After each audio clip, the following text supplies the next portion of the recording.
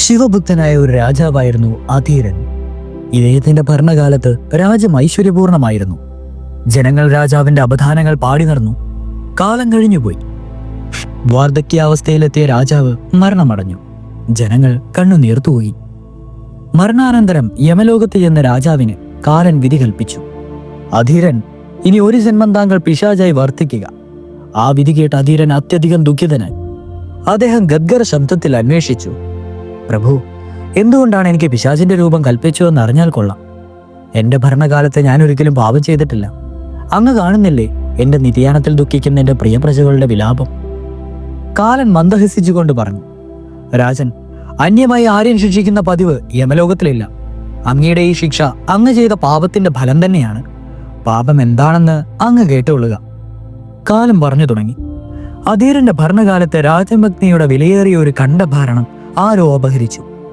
വിശിഷ്ട രത്നങ്ങൾ പതിച്ച ആ ആഭരണം രാജഭക്തിയുടെ തോഴിയാണ് മോഷ്ടിച്ചതെന്ന് ജനങ്ങളും രാജാവും വിശ്വസിച്ചു.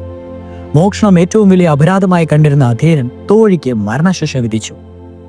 കഥ സ്മരിക്കുകയായിരുന്ന അധീരനോട് കാലൻ പറഞ്ഞു, രാജൻ, യഥാർത്ഥത്തിൽ അങ്ങയുടെ ധർമ്മപത്നിയുടെ കണ്ഠാഭരണം മോഷ്ടിച്ചത് തോഴിയായിരുന്നില്ല, അങ്ങയുടെ പ്രിയപ്പെട്ട മന്ത്രി തന്നെയായിരുന്നു.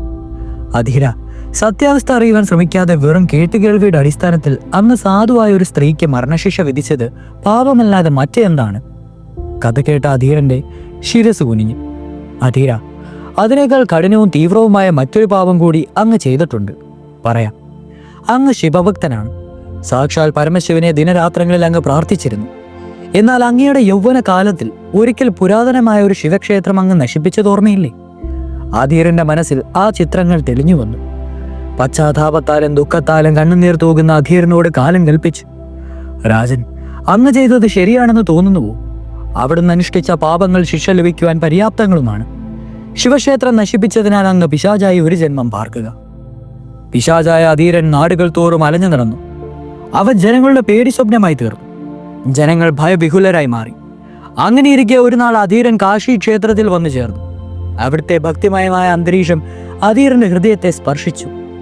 അവൻ ക്ഷേത്രത്തെ ആരാധനപൂർവ്വം നോക്കി നിന്നുപോയി. ക്ഷേത്ര ചടങ്ങുകൾ കഴിഞ്ഞ് നടജയിച്ചു. എങ്കിലും അധീരന് ഭക്തിസാന്ദ്രമായ അന്തരീക്ഷത്തിൽ നിന്നും വിട്ടുപോകുവാൻ സാധിച്ചില്ല. അധീരൻ അവിടെ തന്നെ വാസമാക്കി. അവന്റെ ഹൃദയത്തിൽ ശിവമന്ത്രം സദാസമയവും അലയടിക്കൊണ്ടേയിരുന്നു. നീച സ്വഭാവങ്ങൾ ത്യജിച്ച് അവൻ ധർമ്മമാർഗത്തിൽ ചരിച്ചു. നാളുകൾ കടന്നുപോയി. ഒരു നാൾ അധീരന് പരമേശ്വരൻ പ്രത്യക്ഷനായി. അത്ഭുതത്താലും ആശ്ചര്യത്താലും വിടർന്ന മിഴികളുമായി നിൽക്കുന്ന അവനോട് ഭഗവാൻ പറഞ്ഞു, അധീര, കഴിഞ്ഞ ജന്മത്തിൽ ചെയ്ത പാപത്തിന്റെ ഫലം നീ അനുഭവിച്ചു കഴിഞ്ഞു. നിനക്കിനി മോക്ഷം നേടാം. ആനന്ദത്താൽ നിറഞ്ഞ കണ്ണുകളോടെ അധീരൻ ഭഗവാന്റെ പാദങ്ങളിൽ സാഷ്ടാംഗം പ്രണമിച്ചു. ദേവാ, അവിടുത്തെ ഈ ദയയ്ക്ക് എന്നെ അർഹനാക്കി തീർത്തുവല്ലോ.